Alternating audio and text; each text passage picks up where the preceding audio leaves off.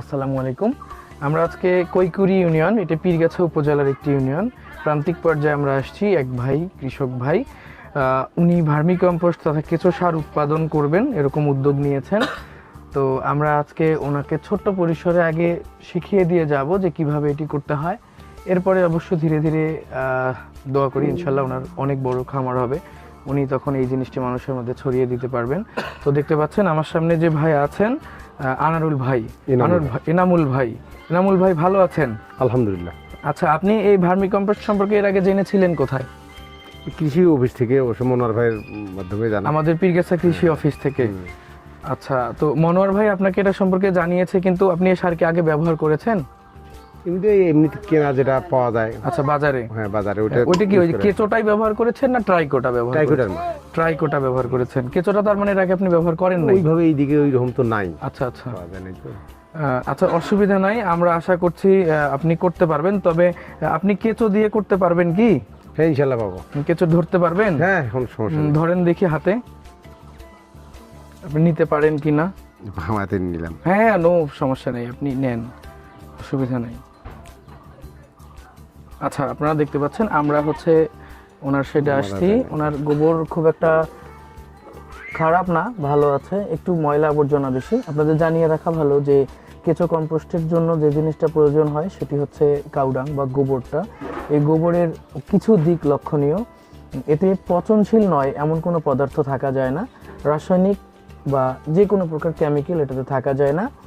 আর ছাই যদি হয়, যেটাকে আমরা অ্যাশ বলি, এই অ্যাশ যদি হয় কেঁচো, তাহলে সেই অ্যাশটা অ্যাকসেপ্ট করে না আর কি, খেতে পারে না। আরেকটা জিনিস, গোবর আমরা যখন ব্যবহার করব, আমরা এখানে একটি টাইগার ওয়ার্মের বেবি, যদিও এটি ভাই গোবর তোলার সময় কেটে ফেলেছে, এই জিনিসগুলো আমাদের দেখতে হবে যাতে না থাকে।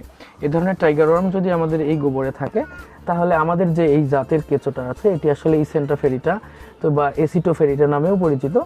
এরা এদের সাথে যখন ব্রিড করে তখন কেঁচোর জাত নষ্ট হয়ে যায়। আমি আপনাকে দেশি কেঁচো দিয়ে একটা জিনিস দেখাই। এই কেঁচোটা মোটামুটি ব্রিডের জন্য উপযুক্ত, এ খুব শীঘ্রই ডিম দিবে। তো অনেকের মধ্যে একটা থাকে যে কেঁচোর ছেলে মেয়ে বোঝা যায় কি করে। আসলে কেঁচোর ছেলে বা মেয়ে হয় না, কেঁচো প্রত্যেকটাই কেঁচো ছেলে এবং মেয়ে থাকে। আমি যদি কাছ থেকে একটু দেখাই, এইটাতে দুইটা পার্ট থাকে, এইখানে থাকে ফিমেল পার্ট এবং সামনের অংশে এদিকে থাকে মেল পার্ট। তো এই সামনে এবং এই জায়গাটা আরেকটা কেঁচোর সাথে ঠিক একইভাবে মিলে যায়। এর মেল পার্ট ওর ফিমেলে, ওর মেল পার্ট এর ফিমেলে লাগে। এর ফলে এরা ডিম দেয়। আসলে কেঁচোর ডিমটাকেও আবার ডিম বলে না, ওটিকে কোকুন বলা হয়, কারণ একটা ডিম থেকে অনেকগুলো বাচ্চা হয়। আপনি যদি দুইটা কেঁচোর মধ্যে দেখেন, এই কেঁচোটা তুলনামূলক 7 থেকে 8 ইঞ্চি লম্বা সাইজ, এর চেয়ে মনে হচ্ছে একটু চিকন এবং কালার একটু আলাদা। তো এরা তো পরিমাণে খায় কম, বাট এরা খায় বেশি, এবং এরা খাওয়ার পরে যে পটি করে সেটাই বেসিকলি সার। তো আমরা যেহেতু সময় কম, আমরা কথা বাড়াবো না, আমরা ভাইয়ের এখানে আসলে কেঁচোগুলো দিয়ে দেখতে চাই কি পরিস্থিতি হয় সামনে। তো ভাই, এটা এখানে ঢেলে দেন আপনি। এখানে দেন, ওরা চলে যাবে, ওরা নিজেরাই চলে যাবে, অসুবিধা নাই।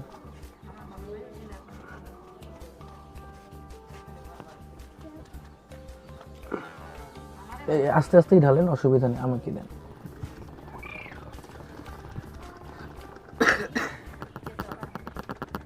আমরা নর্মালি ভাইয়ের যে জায়গা, এই জায়গায় 200 গ্রাম কেঁচো যথেষ্ট। তো দীর্ঘদিন থেকে ভাইয়ের এখানে আসতে চাই, কিন্তু আসা হয় না। তো আজকে আমি এসেছি।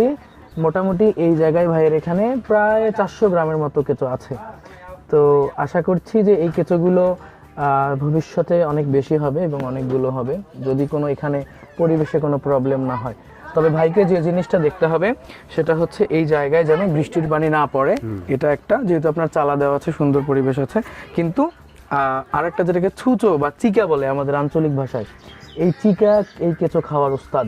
তো এটা আপনাকে একটু দেখতে হবে যাতে চিকা না আসতে পারে। সেজন্য আপনি যেটা করতে পারেন সেটা এটা চতুর্থ সাইডটা একটা বস্তা দিয়ে ঢেকে দিয়ে আটকাই দিতে পারেন, যাতে কেঁচোর না খাইতে পারে। তো আশা করছি কেঁচোগুলো খুব শীঘ্রই নিচে চলে যাবে, এবং যখন নিচে চলে যাবে তারপরে আপনি একটু হালকা পানির ছিটে দিতে হবে। হালকা, আপনার গোবরটা একটু ময়েশ্চার কম আছে, আর একটু ময়েশ্চার হলে ভালো হইতো। ময়েশ্চার একটু কম আছে, অসুবিধা নাই। কেঁচো এখন দেখতে পরিমাণে একটু কম মনে হলেও কেঁচো এগুলো যখন বেশি হবে, বংশ বিস্তার করবে, তখন অনেকগুলো হবে। এখানে দেব, একখানেতে থাকবে আপাতত। পানির ঝাপটা দিয়ে দেন আপনি, একদম হালকা করে, বৃষ্টির মতো। বাস এরকম থাকলেই হবে, এই ময়েশ্চারে অটোমেটিক নিচে চলে যাবে। আপনার এখানে প্রচুর ডিম আছে, হ্যাঁ, এই ডিমগুলো থেকেও আরও বাচ্চা তৈরি হবে। তো না, অনেকগুলোর পক্ষ থেকে আপনাদের অনেক ধন্যবাদ, আপনারা সময় নিয়েছেন, দেখেছেন, সেজন্য আশা করছি নিরাপদ খাদ্যের জন্য আপনারা সকলেই ভার্মি কম্পোস্টের গুরুত্ব বুঝবেন, অনুধাবন করবেন এবং রাসায়নিক থেকে বের হয়ে এসে আমরা একটি জৈব বাংলাদেশ গঠন করতে পারবো ইনশাল্লাহ। সে পর্যন্ত ভালো থাকবেন, সুস্থ থাকবেন। আসসালামু আলাইকুম।